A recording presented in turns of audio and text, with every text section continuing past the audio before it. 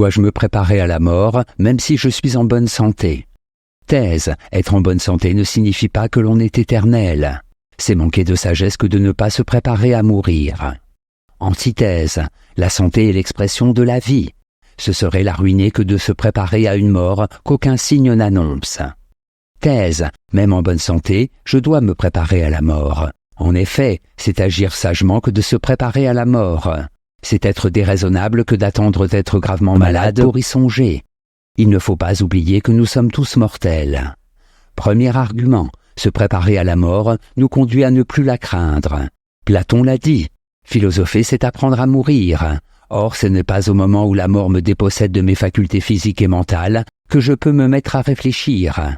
La douleur restreint ma liberté de penser. C'est, disent les stoïciens, lorsqu'elle n'est pas là que je dois m'y préparer, afin de mieux la supporter.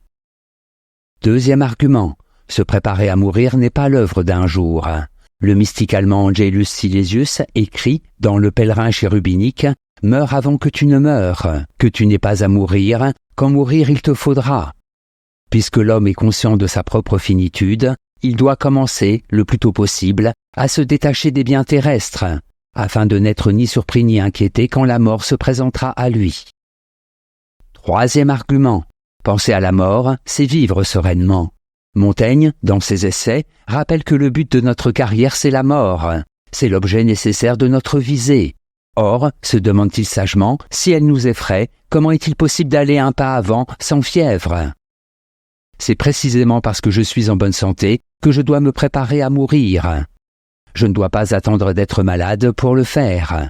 Se préparer à la mort, c'est donner un sens à son existence.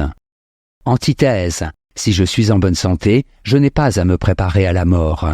En effet, la vie est courte, la mort est une fatalité. Y penser alors que l'on est en bonne santé, c'est renoncer à jouir de l'instant présent, sans que ce renoncement change en quoi que ce soit notre ultime destinée. Premier argument, il faut jouir de l'instant. Carpe diem, c'est-à-dire que le jour. Ces mots d'Horace rappellent à l'homme que son existence est trop courte pour qu'il n'en jouisse pas, instant après instant. Être en bonne santé est une chance inestimable. Celui qui pense à la mort, non seulement ne sait pas apprécier cette chance, mais de plus noircit inutilement le tableau de sa vie. Deuxième argument, la mort nous échappe. Tant que nous sommes, la mort n'est pas là, et une fois que la mort est là, nous ne sommes plus, écrit Épicure dans sa lettre à Ménécée. On ne peut pas dire la même chose de la santé. Celle-ci prouve non seulement que nous sommes vivants, mais encore que nous vivons bien.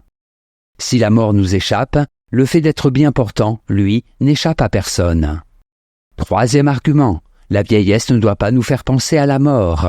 Chaque jour que je me lève en bonne santé, se demande Buffon, en comparant sa vie à celle des jeunes gens, n'ai-je pas la jouissance de ce jour aussi présente, aussi plénière que la vôtre? L'idée de la mort afflige les vieillards, mais également ceux qui se portent le mieux et qui ne sont pas encore dans un âge fort avancé.